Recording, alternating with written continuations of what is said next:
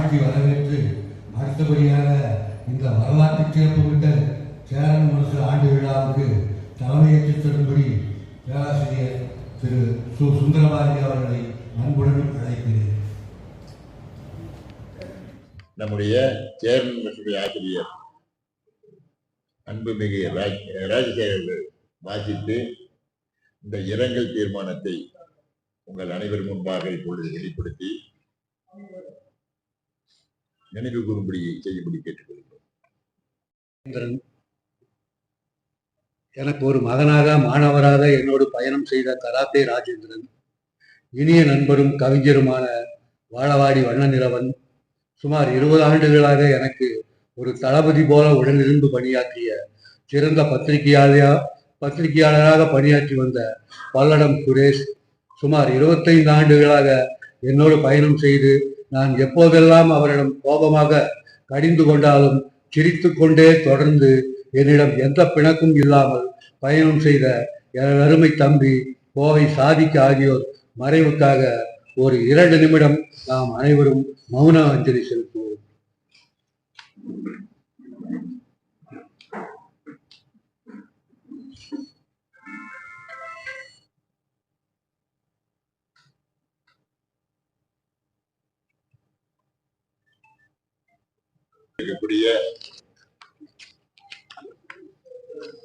பிரியத்திற்கும் மிகுந்த மரியாதைக்கும் உரிய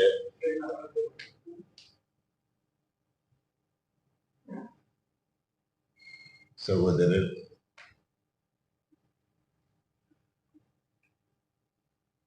சமூக போராடி சமூக விழிப்புணர்வு கழகத்தினுடைய நிறுவனரும் தலைவருமாக இருக்கிறவரும் சட்டத்தின் காவலரும் சத்தியத்தின் காவலருமாக திகழக்கூடிய என் அருமை சகோதரர் வழக்கறிஞர் டி சாக்ரட்டிஸ் அவர்களே,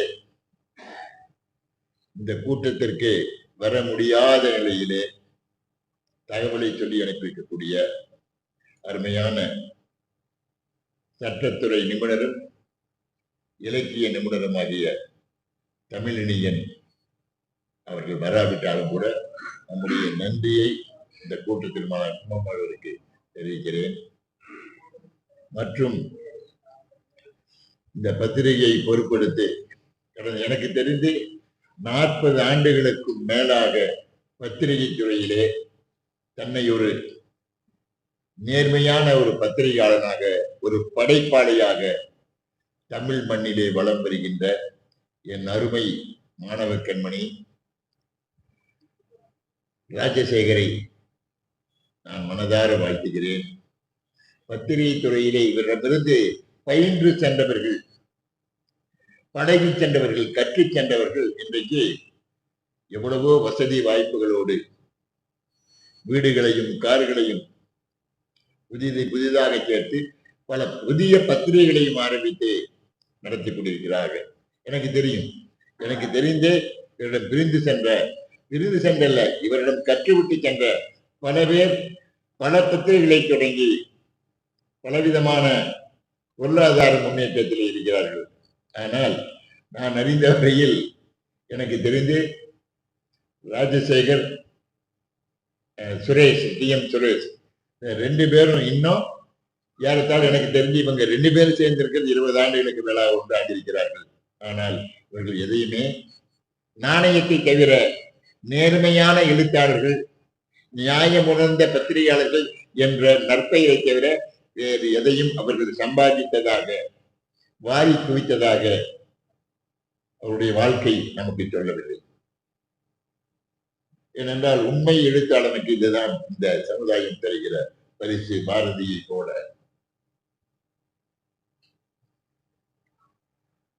இவரெல்லாம் நிலைக்க வேண்டும், தழைக்க வேண்டும் என்று சொன்னால் நம்மை போன்ற, நாம் மட்டுமல்ல, நம்மை போன்ற பலரும் எழுத்தார்வம் பத்திரிகை தொடர்புள்ள படைப்பாளிகளை மதிக்கிற ஒரு பண்பு வளர வேண்டும் என்றால் இந்த பத்திரிகையை வாழ வைக்க வேண்டும், பத்திரிகையாளர்களை வாழ வைக்க வேண்டும்.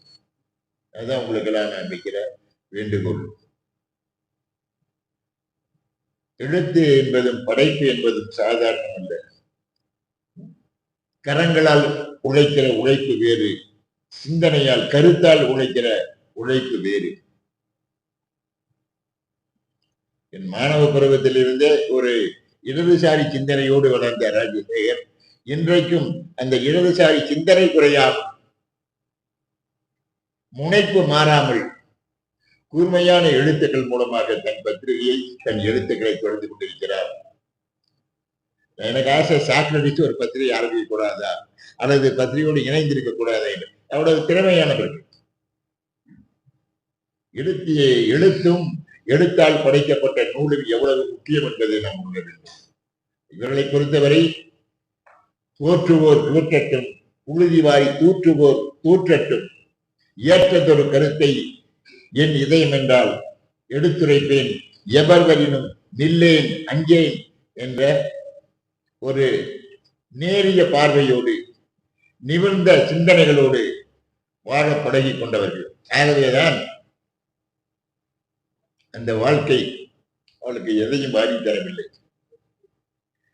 பத்திரிகையை வியாபாரமாக்கவில்லை, எழுத்தை பிழைப்பாக்கி கொண்டவில்லை. எழுத்தின் மூலமாக இந்த சமுதாயத்திற்கு ஏதாவது படைக்க வேண்டும், புதிதாக ஒன்றை சொல்ல வேண்டும் என்ற சிந்தனை இருப்பதால் இவர்களால் சொந்த வாழ்க்கையில் அவர்கள் பின்னே இருந்தாலும் சமுதாயத்தை முன்னே நோக்கி நடத்தி செல்கிற வலிமையானவர்களாக இருக்கிறார்கள். எழுத்து எவ்வளவு முக்கிய. பாரதி பாடுவார், எழுதுபோல் என் தெய்வம், என் எழுத்தும் தெய்வம் என்பான் பாரதி. ஜெயகாந்தனை கேட்டார்கள், தமிழ்நாட்டிலே எழுத்தின் மூலமாக அதிகம் சம்பாதித்தவர்கள் நீங்கள் தான் என்று சொல்கிறார்கள். அது உண்மைதான? பத்திரிகையின் மூலமாக வாரி வாரி கொடுக்கிறார்கள் உங்களுடைய எழுத்துக்களுக்காக. வாரிகளுக்கு எழுதினால் அந்த காலத்திலேயே 5000 என்று வாங்கிய ஒரு எழுத்தாளர் ஜெயகாந்தன். எல்லா பரிசுகளையும் வாரி குவித்த எழுத்தாளர் ஜெயகாந்தன். அவரை நோக்கி ஒரு நிருபர் கேட்டார், எழுத்து உங்களை உயர்த்தி இருக்கிறது, வாழ வைத்திருக்கிறது, வளர வைக்கிறது, உண்மைதானே? அவர் சொன்னார், எழுத்து என் ஜீவனம் அல்ல, ஜீவிதமும் அல்ல, எழுத்து என் ஜீவன், எழுத்து என்னுடைய உயிர் ஆன்மா என்று உரத்த குரலிலே சொன்னார். அப்ப எழுத்த பிழைப்பாக்கி கொண்டவங்க பிழைச்சும் இருக்காங்க. ஆனால் பிழைக்க முடியாமல் வாழ்க்கையில பிழைப்பது என்பது சோத்துக்காக பிழைக்கிற பிழைப்பு அல்ல. எழுத்துக்காக தன்னை அர்ப்பணித்துக் கொண்ட எழுத்தாளர்கள், சிந்தனையாளர்கள் இருக்கிறார்கள். அந்த வரிசையிலே ராஜசேகருக்கு முதலிடம் உண்டு. இந்த பத்திரிகை தொடர்ந்து நடத்துவதிலே அவருக்கு உற்ற துணையாக இருக்கக்கூடிய டி.எம். சுரேஷையும் மறந்துவிட முடியாது. இந்த பத்திரிகையை முன்னோக்கி நடத்தி செல்வதிலே அவருக்கு உற்ற துணையாக இவர் விசக்கணத்தை எடுத்து குடிக்கப் போகிறார். அவன் கேட்கிறான் காவலன், சாக்ரட்டிஸ் நீங்களே மரணத்தை எதிர்நோக்கியிருக்கிறீர்கள், கையிலே விசக்கண்டம், நஞ்சிருந்தி சாகும் இந்த கடைசி கட்டத்திலே அந்த பாட்டை கேட்கணும் உங்களுக்கு, தேவைதான? சாக்ரட்டிஸ் சொன்னாரு, சாகிற கடைசி நேரத்திலே கூட புதிதாய் ஒன்றை கற்றுக்கொண்டேனே, புதிதாய் ஒன்றை தெரிந்து கொண்டேனே, அந்த நிம்மதியோடும் அந்த மகிழ்ச்சியோடும் நான் சாவதை வரவேற்கிறேன் என்று சொன்னார். எடுத்து அவ்வளவு வலிமையானது. சாயருக்கு நாள் கேட்கிறாங்க, உன்னுடைய கடைசி ஆசை என்ன? சாக்ரட்டிஸ் சொல்கிறார், என்னை புதையுங்கள், நான் செத்துருவேன், என்னை புதையுங்கள், என் சிந்தனைகளை வாழ விடுங்கள் என்று முழங்கினார் சாக்ரட்டிஸ். எழுத்தாளர்கள் எழுத்தை பற்றி, படைப்பை பற்றி கொஞ்சம் புரிஞ்சுக்கிறதுக்காக, நீங்க தெரிஞ்சுக்கிறதுக்காக சொன்னேன். எழுத்து என்பது சாதாரணம் அல்ல. பத்திரிகைகளை எழுதுவது என்பதும் அந்த பத்திரிகை தொடர்ந்து நடத்துவது என்பதும் சாதாரண ஒரு காரியம் அல்ல. ஒரு கல்யாணத்தை நடத்தலாம், ஆனா ஒரு பத்திரிகையை தொடர்ந்து நடத்தி கொண்டிருக்க முடியாது. ஒவ்வொரு இதழை கொண்டு வருவதும் ஒரு திருமணத்தை நடத்தி முடிப்பதை போன்ற அத்தனை சிரமங்களை, அத்தனை நெருக்கடிகளை, அத்தனை பிரச்சனைகளை அவர்கள் எதிர்கொண்டாக வேண்டிய ஒரு சூழ்நிலை. அதுக்காக தான் சொல்ல பத்திரிகை எழுத்தை பற்றி, எழுத்தின் வலிமையை பற்றி. தூக்கமணி ஏறப்போகிறான் பகத்சிங், ஒரு புரட்சி, ஒரு மாபெரும் வீரனோடு பேசிக் கொண்டிருப்பதை போன்றது என்பதை அவன் சொல்லால் விளக்கிக் கொண்டு தூக்கமணிக்கு போகிறார் பகத்சிங். பிரியமானவர்களே, இப்படி எவ்வளவு சொல்லிட்டு போனோம். நேரத்தின் அருமை கருதி எழுத்தாளன் என்பவன் கவிஞர் கண்ணதாசன் சொன்னதை போல நிரந்தரமானவன் அறிவதில்லை, எந்த நிலையிலும் எனக்கு மரணமில்லை என்று கண்ணதாசன் சொல்வதே தான் ஒரு மாபெரும் ஒரு மார்க்சிம் கால்கி என்ற சோவியத் எழுத்தாளர் எழுதுவார். எழுச்சியை ஊட்டாத எழுத்துக்கள், சிறுத்தி எழ வைக்காத சிந்தனைகள், உணர்ச்சியை ஏற்படுத்தாத வார்த்தைகள், ஒரு புரட்சியை நோக்கி வழிநடத்தாத புஸ்தகங்கள், எழுத்துக்கள், வார்த்தைகள், சிந்தனைகள், புத்தகங்கள் இவையெல்லாம் பூப்பதற்கு முன்பாகவே கருகி போகிற பூக்கள், பூப்பதற்கு முன்பாகவே கருகி போகிற பூக்கள் என்று சொல்றார்கள். இவர் நம்முடைய ராஜசேகரை பொறுத்த வரைக்கும் அவர் கருகி போகிற பூக்கள் அல்ல, மனம் வீசுகிற பூக்களை, என்றென்றைக்கும் மனம் வீசுகிற அழியாத பூக்களை, காய்ந்து போகாத கருகி போகாத பூக்களை இந்த மண்ணிலே படைத்துக் கொண்டிருக்கிறார். ஆகவே சேரன் முரசு பத்திரிகை தொடர்ந்து நடக்க வேண்டும். அவர் இப்பதான் சமீபத்துலதான் ஒரு ஆர்ட் ஆபரேஷன் முடிச்சுட்டு வந்து கூட இதான் நினைச்சாங்க, அன்னையோட அவரு முடியாதது பத்திரிகை முடிச்சு போகணும். ஆனா அது இன்னும் வலிமையோடு, இன்னும் விடாப்பிடியாக, துணிச்சலோடு, தைரியத்தோடு, எந்த எதிர்பார்ப்பையும் எவரிடத்திலும் பார்க்காதபடி நடத்தி கொண்டு அவருக்கு உற்ற துணையாக சுரேஷும் இருந்து கொண்டிருக்கிறார். இந்த பத்திரிகை செழிக்கட்டும், தழைக்கட்டும், இந்த மண்ணிலே நிலைக்கட்டும். அதற்கு அவருடைய ஆசிரியராக நான் மட்டுமல்ல, வழக்கறிஞர் என் அன்பு சகோதரர் சாக்ரட்டிஸ் மட்டுமல்ல, அருமையான அன்பரசு, அருமையான சகோதரர் என்னுடைய அன்பு மாணவன் பொன்முடி செல்வன், பிரியமான ஆர்கே குமார் போன்ற அருமையானவர்கள், பெருமைக்குரியவர்கள் இந்த இயக்கத்தை, இந்த பத்திரிகை இயக்கத்தை தொடர்ந்து நடத்துவதற்கு அவருக்கு உறுதுணை, சகலத்திலும் உறுதுணையாக இருந்தது. பேச்சால் மட்டுமல்ல, சகலத்தாலும் அவருக்கு உறுதுணையாக இருந்து வீழ்ந்து விடாதபடி, இந்த பத்திரிகை தாழ்ந்து விடாதபடி அவருக்கு உற்ற துணையாக இருக்க வேண்டும். நாம் இருப்போம் என்று கூறி, அடுத்தபடியாக அருமையான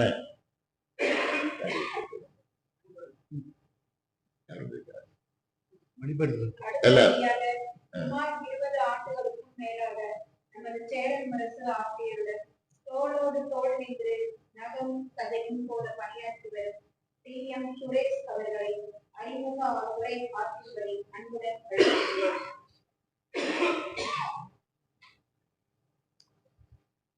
முரசு 11ஆம் ஆண்டு விழாவுக்கு வருகை தரும் வந்து வாழ்த்திய அனைவரையும் அன்போடு நன்றியோடு வரவேற்கிறேன். நன்றி. வரவேற்புரை நிகழ்த்தும்படியாக அன்போடு கேட்டுக்கொள்கிறேன். சுந்தரபாளையர் மூலம் நீங்கள் நடத்தி கொடுக்குமாறு கேட்டுக்கொள்கிறேன்.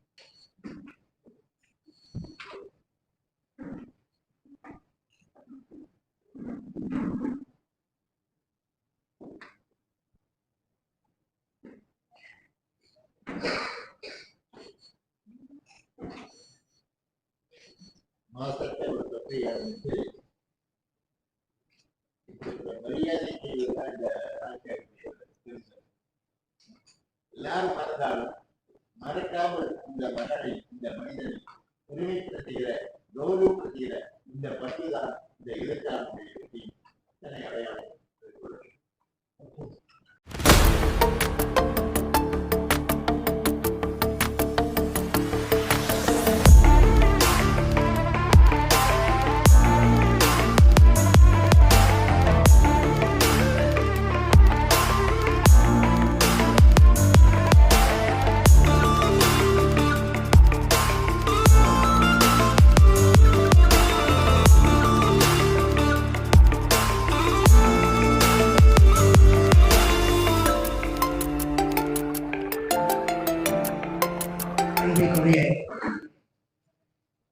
எழுச்சியோடும் உணர்ச்சியோடும் வணிகப்படுத்துகின்ற அறிவியல் 11ஆம் ஆண்டு கூட்டம் இப்பொழுது துவங்கி நடந்து கொண்டிருக்கின்றது. ஒரு நீண்ட காலம் அனுபவமும் எழுத்துலகில் மாபெரும் புரட்சியை செய்கிறேன் என்று சொல்லி வந்தவர்களெல்லாம் காணாமல் போய் ஓடிப்போன காலகட்டத்திலே இந்த எழுத்துலகில் எழுதியே நான் சாதித்து காட்டுவேன் என்ற உறுதியோடு வைராக்கியத்தோடு இந்த பத்திரிகையை ஆரம்பித்து மிகச்சிறப்பாக ஒரு 11 ஆண்டு காலம் தொடர்ந்து நடத்துகிறார் சொன்னால் அது மிகப்பெரிய நம்மெல்லாம் பாராட்ட வேண்டிய ஒரு செய்தி. அந்த வகையில் முற்ற நண்பர்களாக தோழர்களாக என்றைக்கும் இருக்க வேண்டும் என்ற உணர்ச்சியோடு நம்மெல்லாம் கூடியிருக்கின்றோம். வந்தவர்கள் குறைவாக இருந்தாலும் மன நிறைவாக இங்கு வந்திருக்கிறார்கள். அதுதான் முக்கியம். இரண்டாவதாக, பணம் கொடுத்து கூட்டிட்டு வர்ற கூட்டம் இல்லாமல் மனம் கொடுத்து வந்திருக்கிறார் அனைவருக்கும் என் முதற்கண் மாலை வணக்கத்தை தெரிவித்துக் கொண்டு, ஒரு ஆசிரியரின் மாணவனாக இங்கு அமர்ந்துள்ள அனைத்து பெருமக்களுக்கும், அதே போல ஆர்எம்ஓ சார், நமது மூத்த வழக்கறிஞர் சாக்ரட்டிஸ் அவர்கள், நான் இந்த எங்களுடைய அமைப்பை ஆரம்பிப்பதற்கு முன்னால் எனக்கு ஒரு முன்ன உதாரணமாக திகழ்ந்தவர் சாக்ரட்டிஸ் அவர்கள். அதுபோல நமது ராஜசேகர் சாருக்கு முன்னாடி ஒரு விஎன் அப்படின்னு போடுவார். அதோட அர்த்தம் யாருக்காவது தெரியுமா? வீர நடை போடும் ராஜசேகர். அதுதான் அந்த விஎன். அவருக்கு தோல்விங்கிறதே இல்லை. ஏன்னா அவர் யார் மனசையும் புண்படுத்த மாட்டார். ரெண்டாவது, எது கேட்டாலும் இல்லைன்னு சொல்ல மாட்டாங்க. பார்த்துக்கலாங்க, பண்ணிக்கலாங்க, இப்படியே தான் சொல்லுவாரு. அதனால அவர் என்றைக்குமே சேரன் முரசு வெற்றி நடையும் போடும் வீர. ஏன்னா அவர் ரொம்ப கஷ்டப்படுறாரு எனக்கு தெரியும். இருந்தாலும் ஆசிரியர் சொன்ன மாதிரி தோல்த்து விடாமல் துணிந்து நின்று எல்லோரையும் அரவணைச்சு, எந்த நேரத்துல கூப்பிட்டாலும் சொல்லுங்க, உடம்பு சரியில்லைனாலும் போன் எடுத்து பேசுவாரு. ஒரு நல்ல மனிதர். இதை நம்ம செய்ய வேண்டியது, நம்ம எல்லாம் ஒன்று சேர்ந்து நாம் சேரன் முரசை வாழ வாழ வழிவகுப்போம். சுரேஷுக்கு எல்லாரும், சுரேஷ் எங்க வெளியில போயிட்டாரு, இருக்காரு. சுரேஷ் ஒரு ரிங் மாஸ்டர், கடின உழைப்பாளர். அதனால அவருக்கும் ஒரு நன்றியை சொல்லி, இந்த நேரத்தில் நீங்கள் என்னை நாடலாம். என்னோட போன் 24/7 எப்பவுமே கையில் இருக்கும். சாக்ரட்டிஸ் சாரோட இனிமையான பேச்சாற்றலை கேட்பதற்காக நான் அவ்வளோ கேட்கண்டி நீண்ட காலம் இருக்காம டைம் இருக்காம நன்றி. இந்த வாய்ப்பை எடுத்தமைக்காக ஆசிரியருக்கு கோடி நன்றியை கூறி நீண்ட ஆயுளுடன் வாழ வேண்டும் என்று அரசு மாத இதனுடைய இந்த இனிமையான நிகழ்வுக்கு என்னை அழைக்கும் ஆக சிறந்த மகிழ்ச்சி அடைகிறேன். மகிழ்ச்சியான இந்த மாலை வேளையிலே மிகப்பெரிய ஒரு டிராபிக் மத்தியில மக்கள் எல்லாம் எதையோ நோக்கி ஓடிக்கிட்டு இருக்கும்போது இங்க ஒரு எஸ்எம் மஹால்ல ஒரு அருமையான நிகழ்வு நடந்துகிட்டு இருக்கு அப்படின்னு சொன்னா, நான் எனக்கு முன்னாடி பேசின பெரியவர்கள் சொன்னது போல மனத்தால் கூடப்பட்ட இந்த கூட்டம் என்றுமே தோல்வி அடைந்ததாக சரித்திரவில்லை. அந்த வகையில இந்த நிகழ்ச்சி மிகப்பெரிய ஒரு வெற்றியான நிகழ்ச்சியாக நான் பார்க்கிறேன். ஆர்வமாக விழா நடையில் அமர்ந்துள்ள பெரியவர்கள், என்னுடைய சீனியர் சாக்ரட்டிஸ் சார் உட்பட மற்ற நபர்களுடைய பெயர் எனக்கு சரியாக தெரியாது. என்னுடைய நேரத்தில் அறுவை கருத வேண்டும் என்று சொல்லியதால் பெயர் சொல்லாததால் என்னை மன்னிக்குமாறு முதலில் சொல்லிக்கொண்டு என்னுடைய ஒரு சின்ன உரையை நிறுத்துகிறேன். அகர முதல எழுத்தெல்லாம் ஆதி பகவான் முதற்றை உணர்ந்து வள்ளுவனை வாழ்ந்து. Word is a very powerful weapon அப்படின்னு சொல்லுவாங்க. எழுத்து என்பது ஆகச்சிறந்த உலகத்திலேயே ஒரு மிகப்பெரிய ஆயுதம். இந்த ஆயுதத்தை மனிதர்களுக்கு கொடுத்தது முதற்றே உலகு, இந்த உலகிற்கு கொடுத்தது ஆதிபகம். இறைவனால் மனிதனுக்கு ஃபர்ஸ்டா கொடுக்கப்பட்ட ஒரு கிஃப்ட். இந்த எழுத்தை வச்சு என்னெல்லாம் செய்ய முடியும் அப்படின்னு சொன்னா, அதுக்கு நான் சார்ந்த துறை மட்டுமல்ல, இந்தியாவுடைய சிறந்த சட்டமேதை அம்பேத்கர் அவர்கள் எழுத்துதான் எனது போராட்டம் என்ற அடிப்படையிலே வாழ்ந்து காட்டினார்.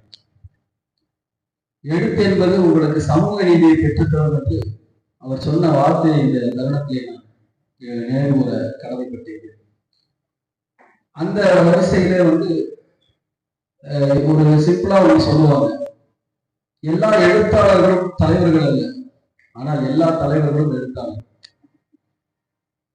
அந்த வகையிலே சேரன் முரசு நாளிதழ் 11 வருஷமா வெரி சக்சஸ்ஃபுல்லா ரன்னிங் ஆயிட்டு இருக்கு அப்படின்னு சொல்லும்போது எனக்கு உள்ளபடியே அகச்சிறந்த மகிழ்ச்சி. காரணம் என்னவென்றால், இப்படி ஒரு சோசியல் மீடியா உலகத்துல எல்லாமே வாட்ஸ்அப்லையும் பேஸ்புக்லையும் தெரிந்து கொள்ள முடியும் என்று இருக்கக்கூடிய காலகட்டத்துல பல மாத இதழ்கள், வார இதழ்கள், டெய்லி பேப்பர்ஸ் எல்லாம் காணாம போன இருக்கக்கூடிய இந்த மாதிரி ஒரு தருணத்துல ஒரு 11ஆம் ஆண்டு சக்சஸ் மீட்டிங் நடத்துறது அப்படிங்கிறது மிகப்பெரிய ஒரு வெற்றியாக நான் பார்க்கிறேன். என்னை பொறுத்தவரைக்கும் என்னுடைய வயசுக்கு ராஜசேகர் ஐயாவை வாழ்த்துவதற்கோ இல்லை அவர்களுக்கு இது செய்வதற்கோ எனக்கு அந்த தகுதி இருக்கான்னு தெரியல. இருந்தாலும் இந்த தலைமுறையில் ஒரு இளைஞனாக உங்களை நான் மற்றற்ற மகிழ்ச்சியோடு வாழ்த்துகிறேன். காரணம் என்னன்னு சொன்னா, எல்லா செய்தியுமே இப்ப கூகுள்ல அடிச்சா வந்துடும். இப்ப ChatGPT-ல போட்டோம்னா எனக்கு உண்டான உரையை தயாரித்து என்னுடைய போட்டோவை என்ன செஞ்சது. இப்படி ஒரு உலகத்துல இந்த மாதிரி ஒரு மீடியாவை ரன் பண்ணுங்கிறது ஒரு பெரிய சாதனை. அதனால எனக்கு அப்படி ஒரு வாய்ப்பு கிடைச்சதுன்னா அவருக்கு ஒரு வாழ்நாள் சாதனையாளர் விருது கொடுக்கலாம் அப்படின்னு சொல்லி எனக்கு ஒரு ஆசை.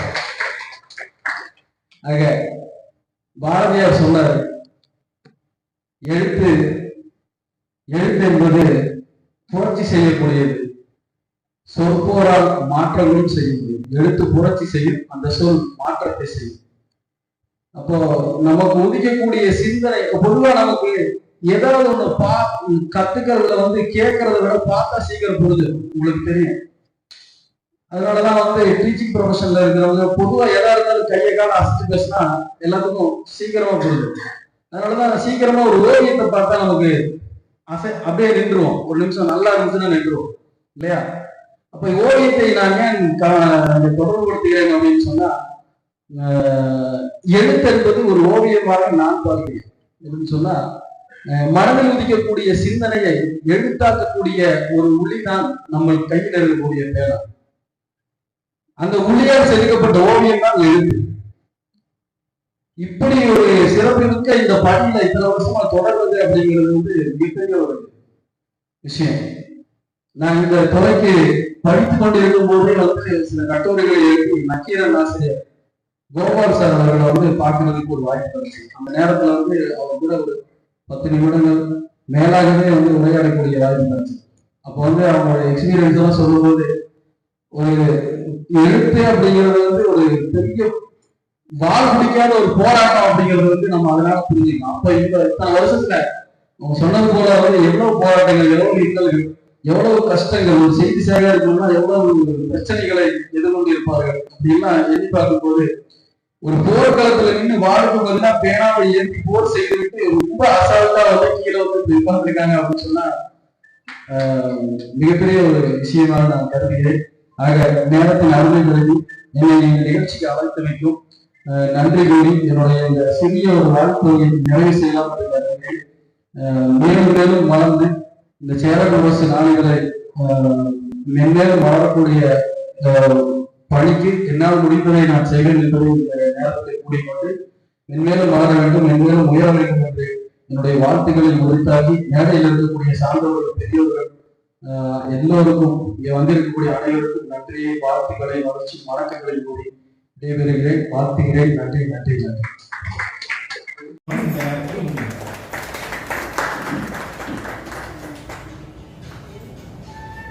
அடுத்தபடியாக ஜனசக்தி பத்திரிகை ஆசிரியர் மணி பாரதி அவர்களை அன்புடன் அழைக்கின்றோம்.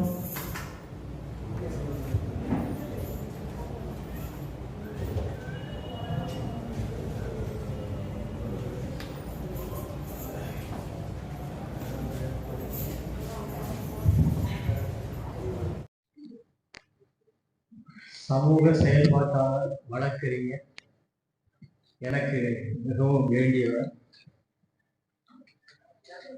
ஐயா சாக்ரட்டிஸ் அவர்களே, வழக்கறிஞர் சாக்ரட்டிஸ் அவர்களே, முன்னாள் ஆர்எம்ஓ பொன்முடி செல்வன் அவர்களே, நண்பர் தோழர் பலர் அன்பரசு அவர்களே, ஆர்.கே. குமார் அவர்களே, கார்த்தீசன் அவர்களே, ஆசை தம்பி அவர்களே, எல்லோரையும் பெயர் சொல்லி அழைப்பதற்கு ஆசை, ஆனால் நேரம் போதாது, எனவே மன்னிப்பு தர வேண்டும் என்பதை சொல்லிக்கொண்டு சுருக்கமாக இந்த நேரத்தில் சில வார்த்தைகள் பேசி அமரலாம் என்று கருதுகிறேன்.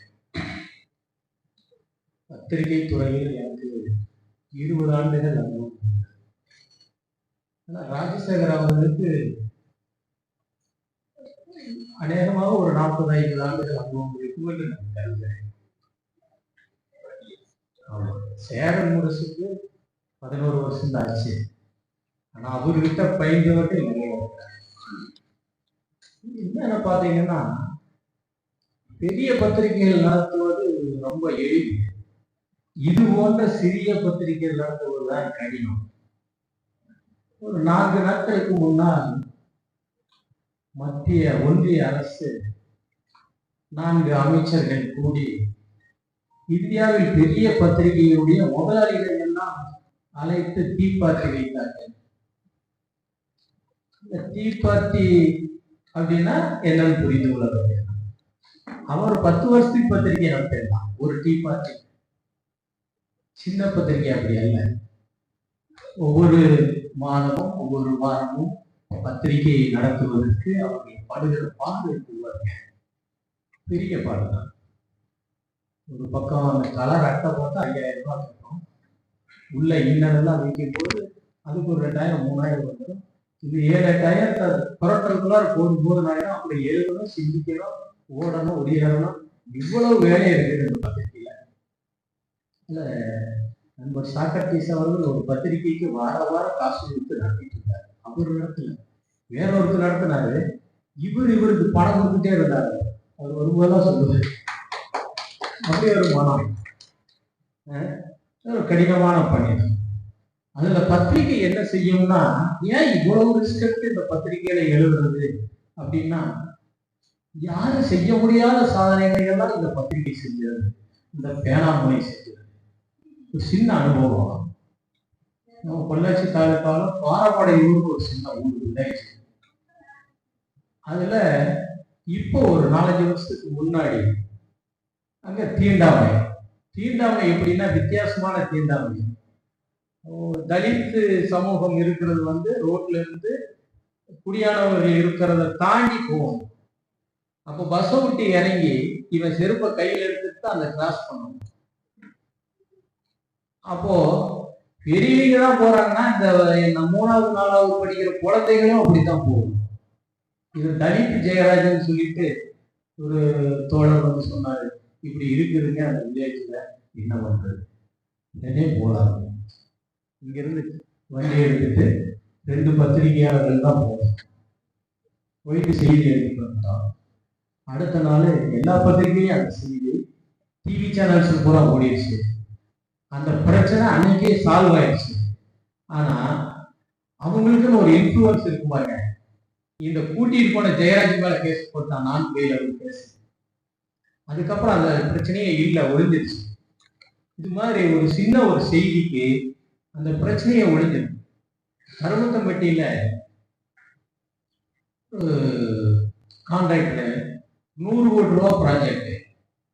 அந்த பஞ்சாயத்து தலைவர் அதுக்கு இடைஞ்சல் பண்ணிக்கிட்டே இருந்தார். ஏதோ பேரம் பேசுறாரு, அதுக்கு மிரட்டுறாரு, செட்டிலே ஆகல. இந்த பிரச்சனைக்கு என்ன பண்ணலாம்னு யோசனை எழுதுங்க. ஒரே ஒரு செய்தி போடலாங்க பார்க்கலாம். ஒரு சின்ன பெட்டு செய்தி தான் வந்தது. அதுல பாத்தீங்கன்னா அடுத்த நாளே அவர் கூப்பிட்டு பஞ்சாயத்துக்கு நீங்க எதுக்கு செய்தியெல்லாம் இந்த பணி தோழர் ராஜசேகர் அவருடைய பணி மீண்டும் தொடர வேண்டும். நாம் எல்லோரும் உறுதுணையாக இருப்போம் என்பதை கூறி வாய்ப்பளித்த அனைவருக்கும் நன்றி தெரிவித்துக் கொள்கிறேன். என்னை கவிஞன் அவர் தான் சொல்றாரு. நான் கவிஞர் கிடையாது, வெறும் கவிதான். அறிஞர்கள் எழுதுகிறார்கள். ஐயா ராஜத்தை ஆசிரியர் அவர்கள் போன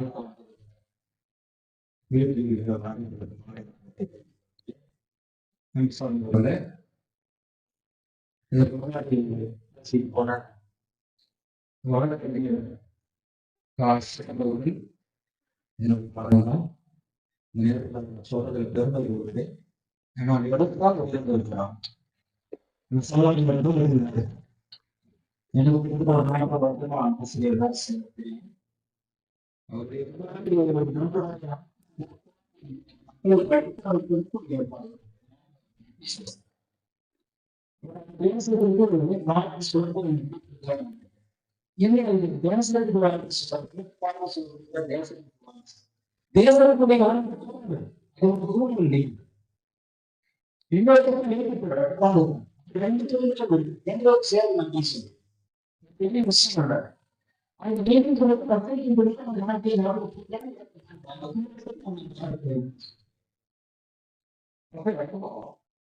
மனதான வாழ்க்கையில் மக்களுக்கு மக்களுக்கு செவிப்படுறது இழப்பு விஷயம். அதுவே நீங்கள் மக்கள் சேர்க்கிறது இழப்பு விஷயம். மக்கள் கண்களுக்கு கண்டிப்பும் கண்காட்சியாகும். மக்களுக்கு நிகழ்வுகள் மரணம், மக்களுக்கு கவனத்தையும் நீளம், மக்கள் பணிகளுக்கு வசதியாக்கும் விவசாய நிலவரம், மக்களுக்கு சுமைபெறும் காட்டம், மக்களுக்கு சேவை செய்யும் அரசாங்கம். மக்களுக்கு சேவை செய்யும் அரசாங்கம் சேவை அரசு நிலைக்கு வாழ வாழ்க்கை வாழ்வுகள் சேவை அரசு, வாழ்வுகள் சேவை அரசு. உங்களை வாழ்க்கை அழைக்கும் வாழ்க்கை அழைக்கும்